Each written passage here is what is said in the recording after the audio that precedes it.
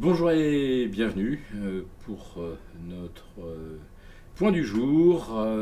Pour comprendre comment tourne la planète finance, c'est sur la bourse au quotidien et nulle part ailleurs. Nous sommes le vendredi 6 décembre et c'est une troisième séance de hausse consécutive pour le CAC 40. Alors on a l'impression que tous les nuages du début de la semaine se sont dissipés assez miraculeusement, alors qu'on n'avance toujours pas sur le dossier du deal commercial sino-américain. On a eu en plus de ça cette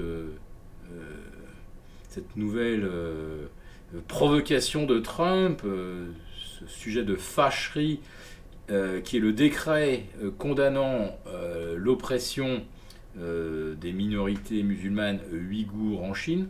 Donc là, c'est une ingérence qui n'est pas du tout, mais alors pas du tout du goût de Pékin. Si vous rajoutez ça en plus au soutien aux manifestants hongkongais, on va dire que là, les Chinois sont pas prêts de signer quoi que ce soit. Et là, on va dire que c'est presque Donald Trump qui se retrouve pris au piège.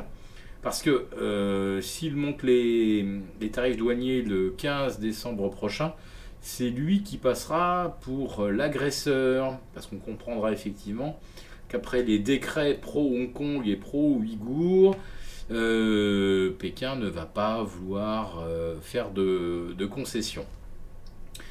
Donc, la Chine reste un souci, mais c'est plus intellectuel que visible dans le comportement des marchés financiers. Pourquoi ? Tout simplement parce que depuis que le ton a monté entre Washington et Pékin, les marchés ont pris quand même la bagatelle de 10%. Alors ils en ont perdu un tout petit peu en début de semaine. Enfin, sachez que pour le Dow Jones, le S&P ou le Nasdaq, on est à 1,5 voire 2% au maximum des records absolus.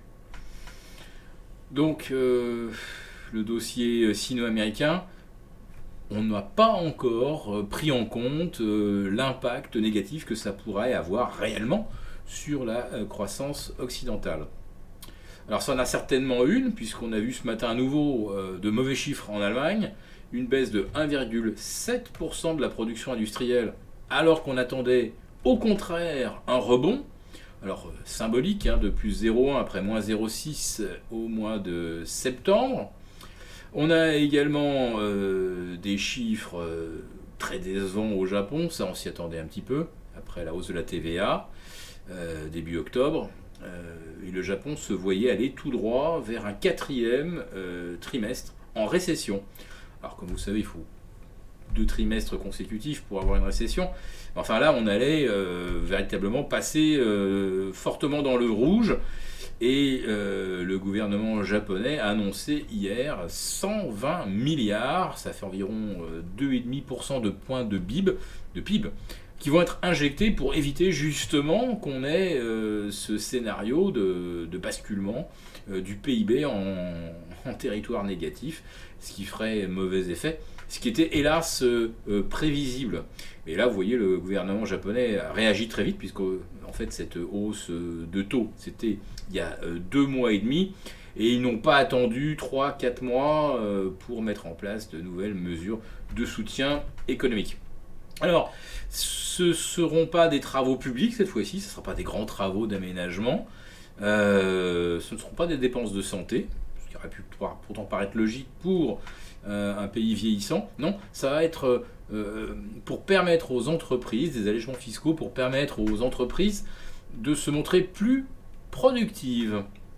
Mais est-ce que le problème du Japon aujourd'hui, ce n'est pas de trouver des débouchés, alors à l'export, mais également en interne le problème, c'est que la consommation ne soutient pas du tout la croissance, et c'est peut-être ça qu'il fallait soutenir en premier. Alors moi j'ai ma petite interprétation évidemment. Si Shinzo Abe décide de soutenir les entreprises, c'est parce que la Banque centrale japonaise est aujourd'hui le premier actionnaire des entreprises japonaises. Et que si une correction s'enclenche, eh bien là, vous voyez un petit peu l'effet sur l'encours détenu par la Banque centrale. Donc on va dire que c'est aujourd'hui le gouvernement qui auto-soutient la bourse pour éviter d'avoir à subir de lourdes pertes sur le portefeuille. Bon, c'est un petit peu le serpent qui se mord la queue, et on voit qu'on est vraiment arrivé au bout de la logique, puisque cette fois-ci, on avait besoin en fait de soutenir la consommation, et en fait, on soutient la bourse. Et en fait, c'est ça toute l'histoire de la hausse des marchés cet automne, c'est qu'on a compris que les banques centrales soutiennent les marchés. Ils essayent même plus de soutenir la croissance en vrai. Ils savent qu'ils n'y arriveront pas, donc tout ce qu'on peut faire, c'est essayer d'éviter l'amorce d'une grosse correction boursière. Alors vous avez remarqué cette espèce de cyclicité assez amusante. Tous les 2 mois, boum, le marché chute au cours des 2-3 premières séances. On a vu ça donc début août, on a vu ça début octobre, et puis paf, 2 mois plus tard, on revoit ça début décembre. Une drôle de cyclicité. Donc attendez-vous maintenant à ce que ça rechute une prochaine fois début février. Il y aura peut-être une petite fenêtre pour acheter.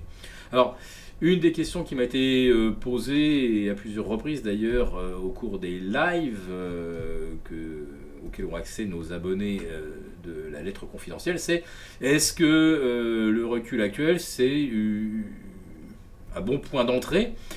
Franchement, après 3% de baisse et 30% de hausse, est-ce qu'on a vraiment trouvé un bon point d'entrée?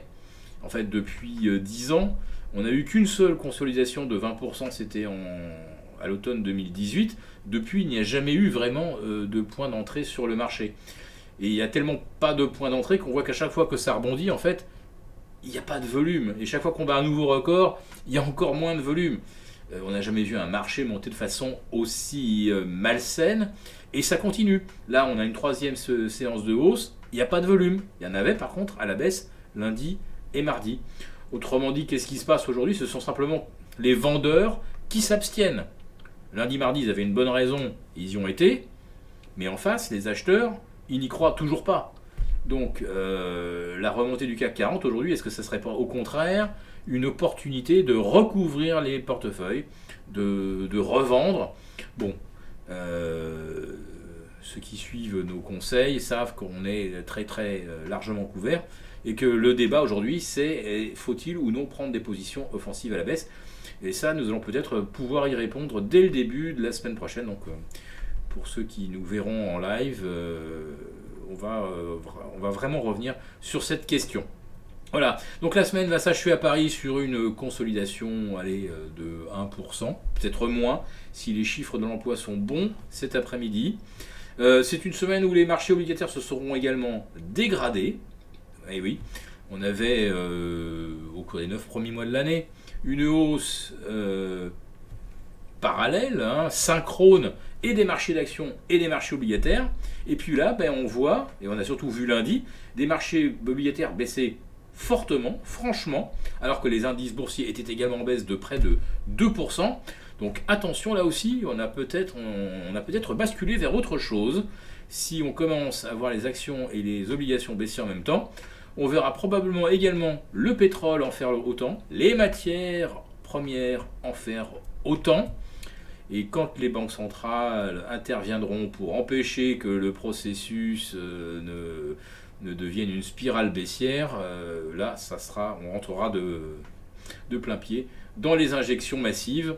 Et là, ça sera très très bon pour l'or et pour l'argent. Voilà, je vous souhaite un très bon week-end. Je vous donne rendez-vous lundi pour notre nouveau point.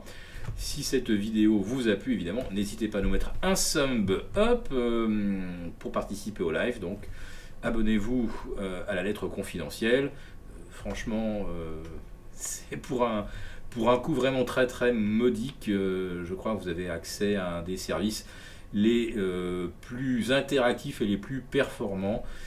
En tout cas, aujourd'hui, c'est quasiment une offre unique sur le marché. Voilà, très bon week-end à tous et à lundi.